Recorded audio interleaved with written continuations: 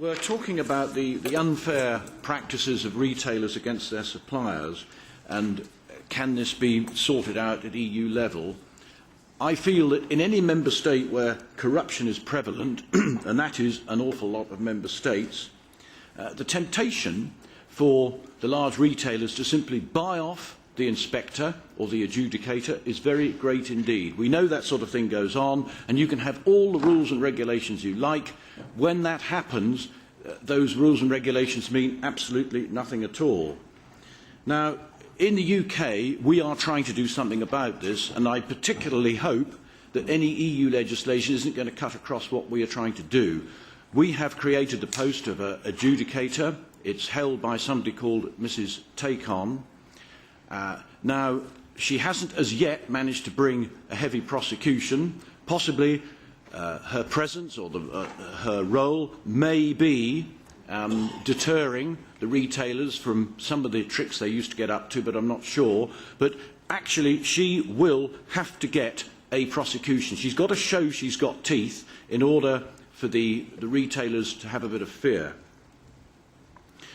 We have something called a Competition Commission in the UK, and I feel that its remit needs to be changed because it prevents suppliers from getting together in large enough groups to actually take on supermarkets face to face. There is an imbalance here. The supermarkets are allowed to be more powerful than our own cooperatives. And while that imbalance is permitted in law, it's like 6 people in a football team against 11. That's the problem there. If the Commission is really serious about this, and 2 commissioners have been mentioned, or 2 commissioner designates, really, they're going to have to summon the chairman and the chief executive of all the major multiples in Europe into one office and have a really good go at them. And I'm wondering if the Commission is prepared to do that. Thank you. I'll be very brief. First of all, thank you indeed to the honourable members for their comments, observations and questions. Of course, you've left the Commission in no doubt about how strong your views on this subject, and I will take this back to discuss with my other colleagues in the Commission. But I would indeed, I think, urge you, as Mrs McGuinness has also done, to talk to other committees about this issue, because, of course, at the end of the day, if there is to be legislation, it needs to be a position of the whole, of the entire Parliament. So I would encourage further dialogue with other committees.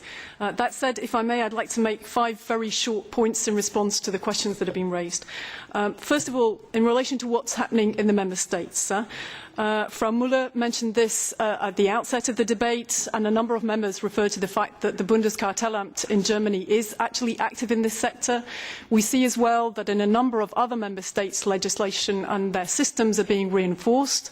I would refer in that respect to Spain, the United Kingdom and Ireland, which has very recently changed its legislation. Frau Müller, you asked whether the Commission has an overview of what's happening in the Member States. The answer is yes.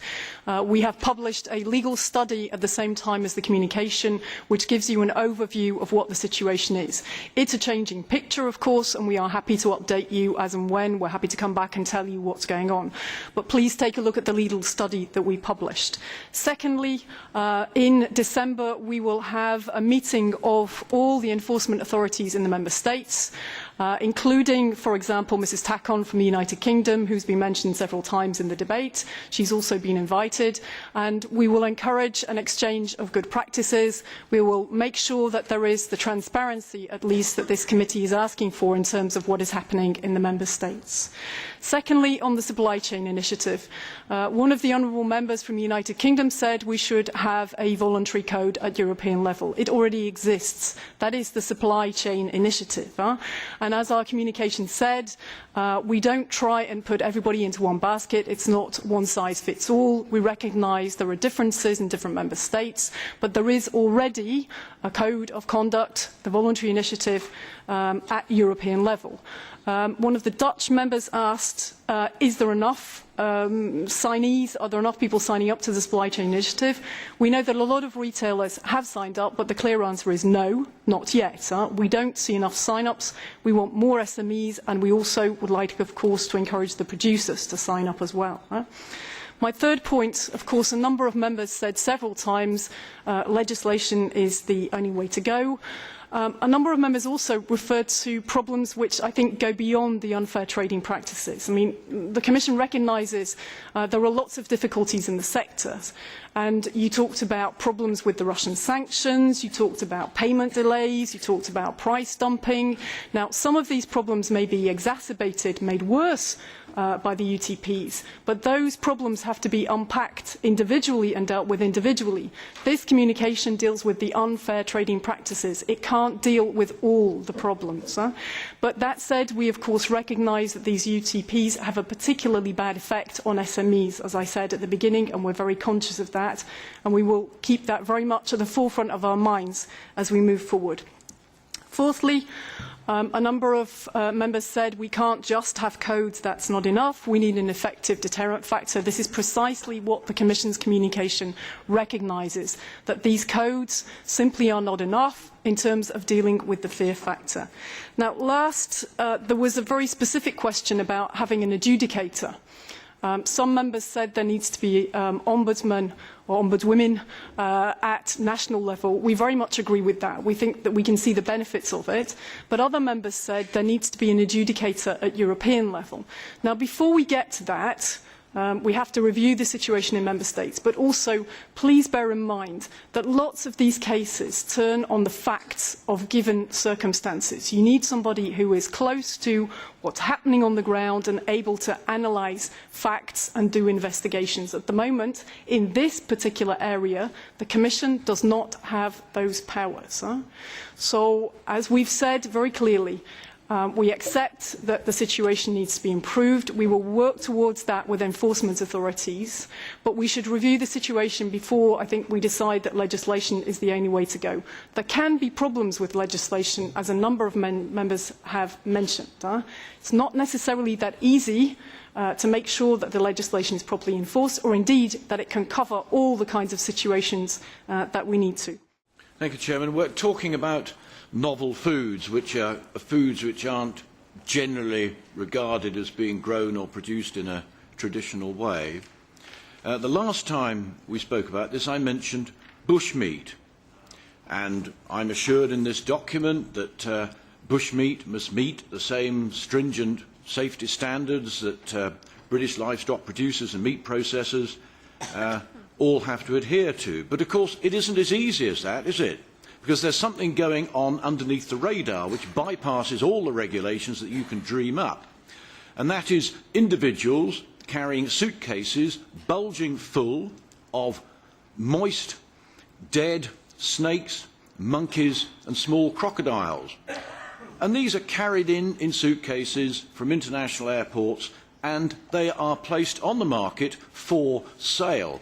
Now, nobody has checked any of the hygiene regulations that might apply to this stuff. I could use a different word, but people may smile. There is a very serious problem here in that dead monkeys carry the Ebola virus. And it surprises me the level of political correctness in that because the people who eat this food are of a different culture, they are not challenged, or they're certainly not challenged seriously. And it isn't very difficult to find a dog that can sniff meat. It may cost tens of thousands of pounds to sniff heroin in a suitcase, but it doesn't cost anything to train a dog to sniff meat. So, purely for reasons of political correctness, this is allowed to go on. And it astonishes me that it does go on. At the same time, we have this paranoia in this European Union institution of a few GM soybeans being mixed up with non-GM soybeans. That apparently is a crime worse than murder. Thank you. Thank you very much, Mr. Chairman. Thank you also to the rapporteurs and the shadow rapporteurs for their comments and the very useful report, which supports the proposal, which concentrates on novel food. As you rightly said, the proposal aims at streamlining the existing approval procedure of novel food, and definitely is a very important piece of law for supporting innovation in Europe while ensuring a very high level of food safety It is an important piece of legislation also for small and medium-sized enterprises, as it introduces the concept of generic authorization, which will be very beneficial to smaller companies. There have been a number of comments on the definition, which is considered as too vague. Let me first assure you that the definition which is in the proposal is the result of the conciliation discussion, and also we had absolutely no intention to enlarge the scope, but rather to clarify it. We see the usefulness of having probably some technical discussions to ensure the legal certainty for all operators and also the national and European administrations to ensure this regulation is implemented in the safest and clearest manner for everybody. So there is some scope to technically clarify it further. There have also been some comments on the food from third countries. Indeed, these foods which are imported have to comply with the same standards as those which are produced in Europe. However, as you rightly said, we foresee a notification procedure for certain food from third countries, but under very strict conditions. This food must be part of a customary diet for 25 years, a figure which also comes from the conciliation discussion. And of course, it cannot be the result of a process that is new. So it is very clear that such food cannot include, for example, food from clones, which is in any case in a separate text.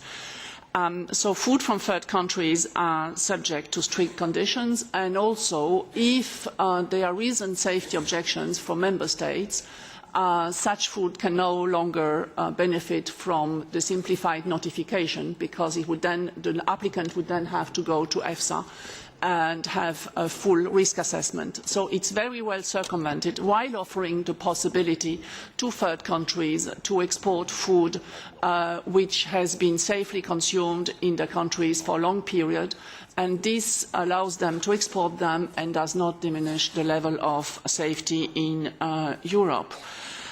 Regarding also the definition of this food from third countries, EFSA is already working on guidelines and to see what collection of data and evidence needs to be provided by the applicants. So there will be very specific definition and implementation of this concept. Regarding the definition of nanomaterials, I have heard some differing comments, and notably one that suggests that the definition be the same as the one on the regulation for labelling of food, for food information of consumers. We think this is a very efficient way of defining a very complex issue, to have one single definition which is then updated in one single piece of information, because it applies to the food sector, and it is important we have also legal certainty for food operators. Indeed, in this context and in others, the general food law remains always applicable, notably the precautionary principle, which, as you know, applies in specific cases where there is uncertainty on the risk and where the safety cannot be established. So these principles, as well as the legislation on hygiene, on control by member states, and any other horizontal legislation, remains applicable to novel food. We also intend to streamline the procedure to have very maximum strict deadlines, as you know, for the Commission and for EFSA. I have noted that some members of this Parliament think there is no necessity to shorten the process, particularly as these deadlines are maximum ones, and we are committed, together with EFSA, to make this proposal, once it is adopted, work as efficiently as possible. On the implementing acts, we think that the criteria are fulfilled to have implementing act for the measures foreseen in the text.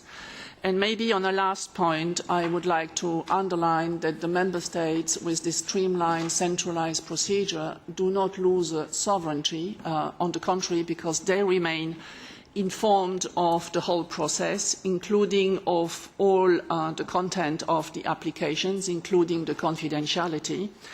And importantly also, even when novel food are approved with a safe level, as always, this does not undermine the freedom of choice of the consumers throughout Europe. So all in all, I would like to thank again the rapporteur for the excellent work that has been performed in a very short period of time. And we hope that this text can be adopted as soon as possible so that this streamlined approval process can come into place and contribute to innovation in Europe. Thank you very much.